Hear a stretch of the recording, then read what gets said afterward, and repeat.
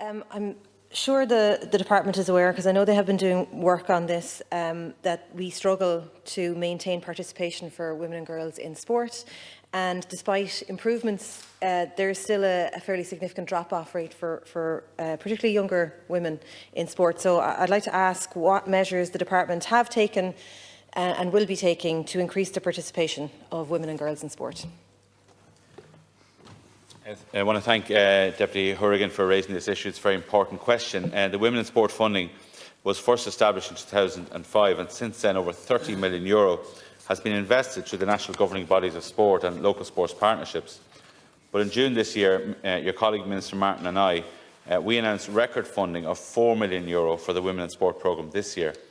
And this funding represents an increase on the €2.7 million allocation to 2023 and a doubling of the amount allocated in 2021 and 2022 respectively. In addition, in July 2023, Minister Martin and I announced programme funding in addition of €500,000 to support women and girls football. And this funding was provided to the FAI through Sport Ireland and is going to be invested primarily in the areas of coaching, grassroots and female leadership. This significant investment will help ensure the further development of women's football in Ireland. And as outlined in the National Sports Policy, narrowing the gender participation gap is a priority for the Department and for Minister Martin and for me. But as noted in the Irish Sport Monitor report of 2023, sporting participation amongst women reached an all-time high of 46%, while the gender participation gap is now at its lowest level, at just under 3%.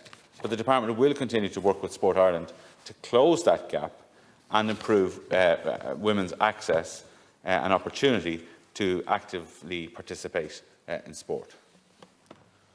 Thank you, Minister, and I welcome some of those stats, and certainly I welcome the improvement. I think that the issue is, and maybe you can speak to this a little bit, is that the complexity around why girls do drop out of sport and the barriers that they face are sometimes peripheral to the actual provision of pitches and infrastructure. For example, some research has shown that issues like safety and transport and feeling safe travelling to sports facilities can act as a barrier.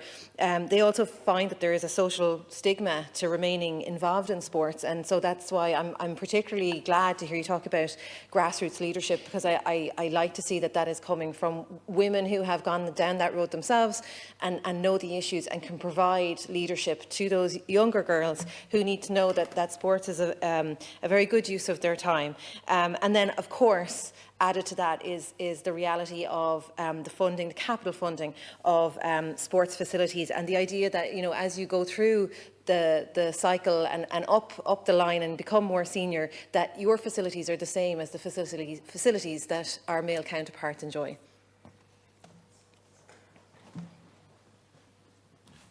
Look, again, thank you very much. In relation to teenage girls, there is the Her Moves campaign, which I launched last year. The campaign was established to support, motivate and encourage more teenage girls to be active. The Her Moves branding is now used by organisations when rolling out physical activity programmes that target teenage girls using certain criteria around programme design. There's a number of other initiatives we've taken. I mean, in the Community Sports Facilities Fund, which is the new name for the Sports Capital Programme, we did ask clubs and grassroots associations to come forward with projects that help women participate in sport. Dressing rooms is a particular example. And to be fair, a lot of the clubs I'm meeting, they know they have to upgrade their facilities and they're looking for funding to do that. We also insisted that there be gender balance on boards. So we've come from a situation where some of our national governing bodies had no women on the boards. They now have to have a minimum of 40%, and that is a minimum. There's quite a few actually have 50% and more. And I think that's important because it gets that voice at the top table, which some of the new directors, because it's brought in a lot of new people, have told me that they really feel that that's filtering down through the organisations, and that's important.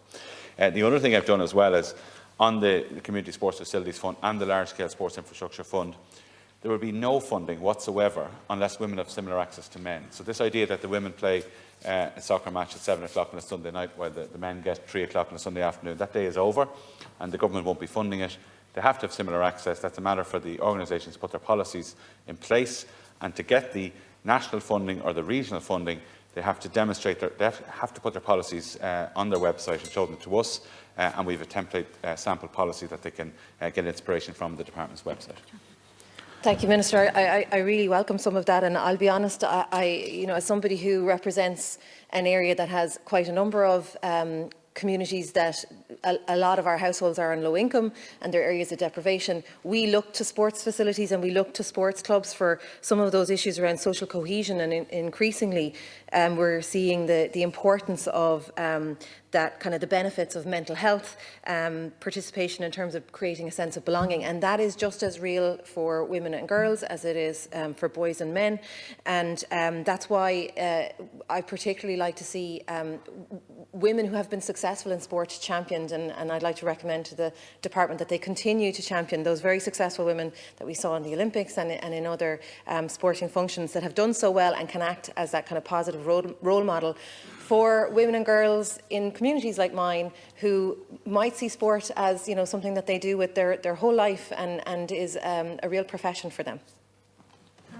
Minister Martin informs me as well that on the arts side of the department there is a safety programme being established along the lines of what you're talking about in terms of making sure that women and girls feel safe in those settings, and that will be rolled out in a number of venues, including sports clubs as well. But on the sporting side, we feel that I think, in fairness, the sports organisations have come a long way. There's still a bit of way to go. They are very conscious of this, and I think it did take a sort of a threat of a 50% cut in funding to get some of the organisations over the line for 40% representation on the boards. But I can honestly say that I think everyone not just accepts it but welcomes this as well, and there's no regrets about that. There's no one looking back, and the resistance, to be honest, looks a bit ludicrous at this particular point. But anyway, it's done now, and I think that it will have a cascading effect. I've absolutely no doubt about that. And coming from a household where my other half is really the top sportsman in the house, I certainly know some of the issues that she has faced over the years, and certainly I've worked as sports minister to see how can we address them then at a national level. Thank you. Move now to question number